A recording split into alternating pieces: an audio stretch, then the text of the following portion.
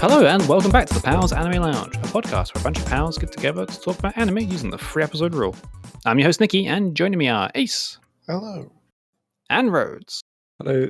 Welcome back, one and all. As mentioned last week, we are unfortunately back to talking about another isekai, but this isekai doesn't really focus on being an isekai, at least not for the first episodes. Today we are talking about the Dungeon of Black Company. It is a show based on a manga. It's a comedy fantasy with that slash isekai thrown in there, and it's 12 episodes long. It has been produced by Silverlink, who have worked on shows such as The Misfit of the Demon King's Academy, Wise Man's Grandson, and My Next Life as a Villainess. All routes lead to doom.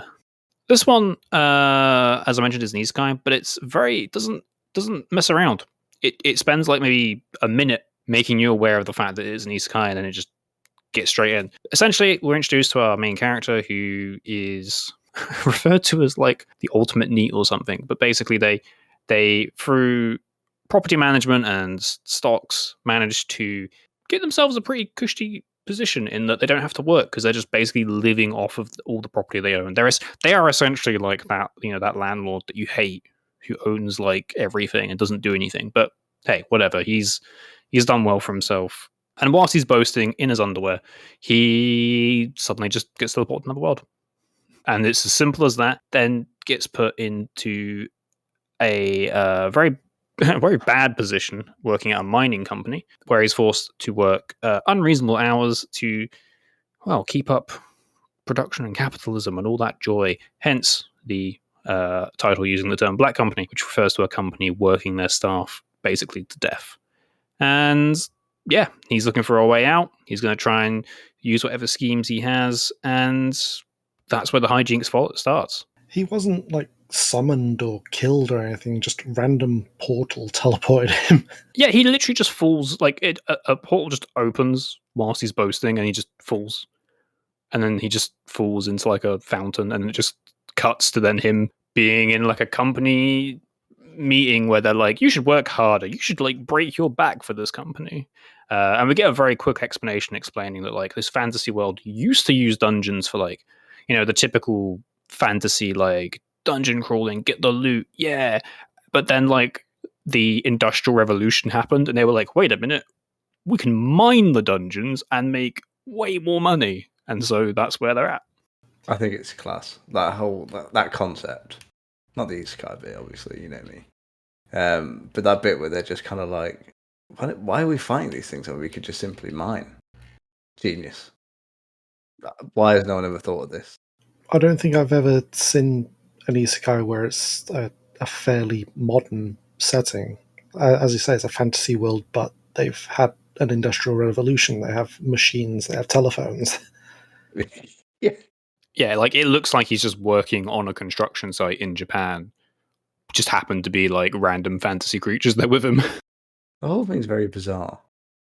But it's like you say, like it's not really an isekai, is it? Like it's just he gets isekais, and then he gets mentioned a lot, but it's mentioned in the really funny way where it's like he's mentioned a lot because he's just constantly voicing how unhappy he is with the situation.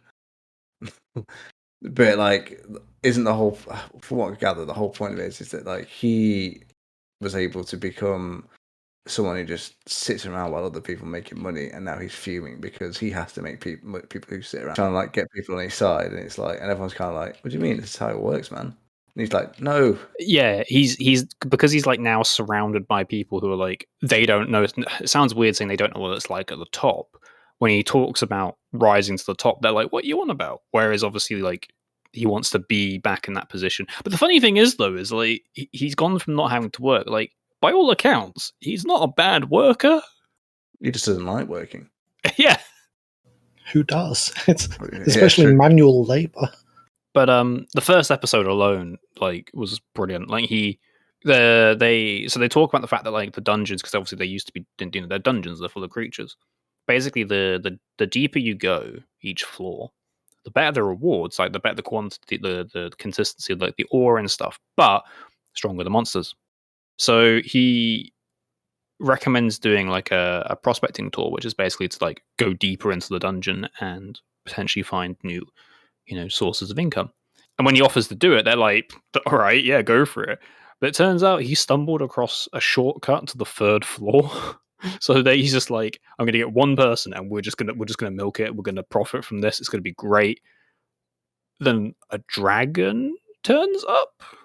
Yeah, Reem. And basically tries to eat him and his companion. And he makes a deal basically being like, hey, if you protect us so we can mine, we'll get you the best food. She agrees, turns into a humanoid, and then ends up basically stacking up such a big food bill that he's making a loss. But he then finds her toilet where she poops out magic things, right? And then he finds like a sphincter, I guess you could say it is. Sphincter is the wrong word, isn't it? Scepter. Scepter. I'm talking about assholes, everyone. So he finds this scepter, and it basically like mind washes people. And after a while, he like, I need this to be stronger. So he gets the little dragon girl to like make it stronger, and she just smashes it. And he's there giving like an empowering speech about how everyone's just sheep and they bend to his will, and they're all like that. No, you die. I'm not sure if we're supposed to like him. By the end of the first episode, that was what I wrote. I'm not sure if we're supposed to like him. By the end of the 3rd episode, I'm still not convinced we're supposed to like him. He doesn't even have the charisma of Dick Dastardly. I was under the impression that he's supposed to become like he's going to learn his lesson about how his workers in the real world are basically he was treating them like he's now being treated. But I don't actually know. I assume that'd be the case because the only other character that could be the protagonist would be the I can't remember his name. You know who I mean, though. The lizard guy. Yeah, the lizard guy. He doesn't really have it in him to be a protagonist. I couldn't see him being a main character. So, Wannabe, the lizard. They are basically the HR department. They're like the voice of HR, being like, "Hey, maybe you should like give these. You're kind of brainwashing them. Maybe you should give them a day off." And he's like, "No, make them work harder. Like, be great." Obviously, it all backfires, but no, I think I get the impression it's either going to go the route of he'll like start to realize and like maybe work out of it, but part of me kind of hopes he doesn't. I kind of hope he just keeps being a jerk. And it's not because that kind of person's great. Like, it's not like that kind of person's horrible, but at least we've seen from what we've seen, it keeps backfiring on him anyway. I just think it's funny. I couldn't help but notice that we didn't see another human until the 3rd episode, and then it's this reincarnated hero. I mean, we don't get much more information other than she's the reincarnated hero, whatever that means, and she's strong. I didn't like most of the characters, didn't, to be fair. I thought they were all entertaining in their own way. Reem is obviously number one. I'm sure we can all agree. Reem is up there for contender of best girl of the season. All she does is eat food. I can relate to that a lot. I like people who eat food. I've got a lot of respect for people who just want to do nothing and eat food. Because like all these complex characters, that's the one I find relatable. People who do nothing and eat. Because that's what I do. Also, slight side note. I decided to actually watch this, the first 3 episodes of this in the dub, the English dub, because why not? And I just want to. I didn't go back and watch the sub version, so I apologize if this is just for the dub. But the script for Reem is so good, and like obviously dubs they tend to change a few bits and pieces to make the jokes more like local and the whole point of localization. But there's literally a bit where Reem's just like, "I'm hangry. Give me food," and I was like, "That's perfect." Yes, the dub and the sub are pretty much the same. Because I also watched it dubbed because I wanted to see. Well, it was another isekai, and I couldn't be asked to just put all my effort into watching it and listening to it. So I watched it dubbed, but I also watched it subbed because I wanted to see how different they were, and they were pretty much word for word. So there you go. I watched the sub in case anyone wondered. Definitely better. The sub is better. Like the voice acting and stuff is better. Like the dub isn't great. Actually, I don't think the dub is that bad. To be fair, the main character has like the perfect, just obnoxious voice. Like I don't know how they've managed to do it, but it's genuinely perfect. And the rest are all right. How many episodes is this again? This is only 12 episodes. Okay, well, is moving at a good clip. At least the first episode he's mining. The second episode he's going around having to refill treasure chests. Third episode he's been promoted to a different department completely, and he's got his own machinations in motion. It's funny. There's some genuinely laugh out loud moments, but I'm not too sure about the art style. The backgrounds and the settings, they look absolutely fantastic, but the characters and the animation, something off about it. It doesn't look great to me. Yeah, it looks a bit cheap, doesn't it? The characters, like it looks like they've, if you told me that they'd spent loads of time doing the backgrounds of each scene and forgot to do the characters each time, I'd believe you. Because like the quality, like genuinely, like the character art, the quality of it is genuinely different depending on the quality of the scene in the background. So like when you get like a really detailed background scene, the characters genuinely look worse. So it's almost like they did the background, like, oh shit, yeah, the characters, and you put them in here. So not that, because I do actually, I get what you mean. I didn't really have too much of an issue with the visuals. It was kind of stylized a little bit. I quite liked it. However, this is like, at the time of recording, this is the fourth show that Silverlink have airing this year, and it's currently, and of those four, three of them are currently airing in the summer season, and they've got another, according to my anime list, 4 shows to air this year. No wonder they're forgetting to do the characters. Jesus, that's a lot of hard work. Of course, this is just us speculating, but it could have been by choice to animate the show in a particular way. Again, though, I don't think it looks bad by any stretch of the means, but there's definitely there are moments you're a bit like, that seems a bit off. No, I don't think it looks bad. Like I said, I think the background art, most of it saves it. But it really stood out when they were turned into ants. Oh god, yeah. Oh my god, yeah. Especially compared to the Queen Ant, who looked like she'd had all the time in the world set on it, and then all these generic little black blobs, and you were like, oh, poor little ants. Something actually, I've literally just had this thought. I feel like this show. This is maybe a strange comparison, so forgive me if it is, but I feel like it's trying to be like Konosuba.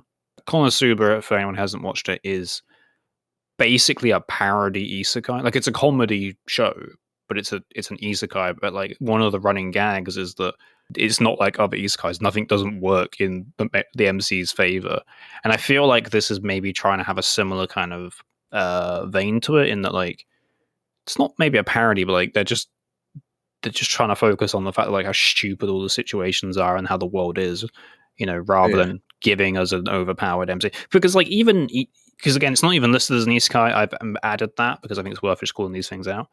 But the fact that like he doesn't get any power that we're aware of, he just literally just goes, boop, you're in another world now. He gets the power of crippling debt, which is one of the most relatable powers. Which was by his own choice because he took out 2 loans. Yeah, but I feel like the point of the show is that like it is, like you say, it's a parody, and he's just kind of forgotten how to act. Like he had everything. Now he's got nothing, and he literally can't do anything to get everything back because that's how the real world works. Yeah, it's a strange one, but it's got less. Well, just on the subject of animation, it's got less static / scenery shots than some of the other shows we've seen this season so far. It's not very reliant on the isekai aspect, to be fair. Like, it doesn't feel like an isekai when you're watching it. And I think that is that's a compliment. Because like I think the problem with so many isekais is that they struggle to like break away from that. Like, you watch it and you're constantly reminded that that's what it is, and this one doesn't really do that. No, now and then, like in the third episode, he talks about how he's going to become the ultimate NEET in across worlds, I think is his exact phrase. But other than that, it's not like he's complaining, oh, it wasn't like this back at home, or he's just making the most of his situation. He's trying to figure out how to turn it around, because I'm assuming that's how it worked. Like, that's what happened when he was at home. Like, he had nothing and he built up an empire of some kind. And I assume that's where it's come from. Like, he doesn't feel too downbeat about it because he's done it before. But again, it's an assumption because I haven't seen the whole thing. But yeah, I don't really have much else to say on it, to be honest with you. So I'm going to use that as a segue to jump to our, as we always do, based on the first 3 episodes, is it a thumbs up, a thumbs down, or a meh? What about you, Ace?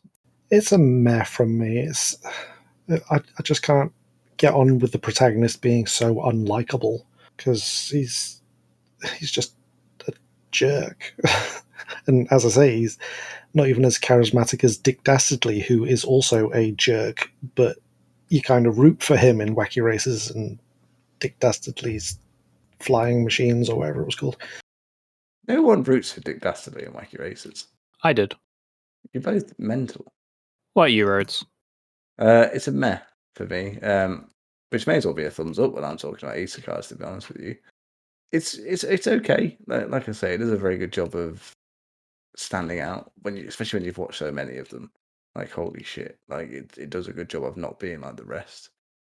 But it's still an isekai. It's still there, and it's hard. Like, when you want to watch it and it's been different, it's hard for me to see how it will actually stand out in the end. Like, what it's actually going to do long term over the story to stick out. But I think it's enjoyable. I think if you like the kind of shows, you'll like this. I think if you don't like them, you probably will be able to get through it. Like, I think I'll probably stick with it because I do think it is relatively funny and it is relatively quick paced. There's no like lingering on like the time jump bit or anything like that. So I think there's something there for people to like enjoy, even if they like the genre or not. But I do also think it's the kind of show where I can watch all 12 episodes and it could very easily become a thumbs up. But it could just as easily become a thumbs down. No, I'm kind of in the same boat, let's be honest with you. And kind of a point you made earlier about the dub, just because it's another isekai. To be honest with you, that's kind of, I suppose, why I did it. It's just like, it's an because I went in expecting it to be like a full-on isekai. I was like, oh, do you know what? We'll just kind of half pay attention. But I ended up like fully watching it, and I'm going to stick with the dub because I think it's kind of an easygoing thing. But like you said, it could easily become a thumbs up or thumbs down based on how it continues. But I think on the first 4 episodes, it is going to be a meh for me. I did like the first episode, but yeah, Ace again makes a good point. The character is kind of a jerk. I think that's funny, but it depends. If he ends up like if it finishes up and like he is actually in the position he wants to be, and he got there by just being a jerk, then I kind of want to see him either change or get his comeuppance, so to speak. Yeah, I hope the lizard man gets everything. Oh, the lizard dude, like Wanabe is just like so wholesome. I love them. And obviously, Rumour's best girl. I think that'll do it for today's episode. As always, we'll give our final scores in the end of season episode, so do look forward to that. Thank you very much, Ace and Rhodes, for joining me. And as always, thank you very much for listening to this episode of the Pals Anime Lounge. If you like the show, then why not subscribe on Stitcher or Spotify? You can also enjoy the video versions of each episode on YouTube. Just search for the Pals Anime Lounge to find them. And as always, we release new episodes every Thursday and Saturday at 8 PM UK time, so check back to wherever you're listening to this one to catch the next one.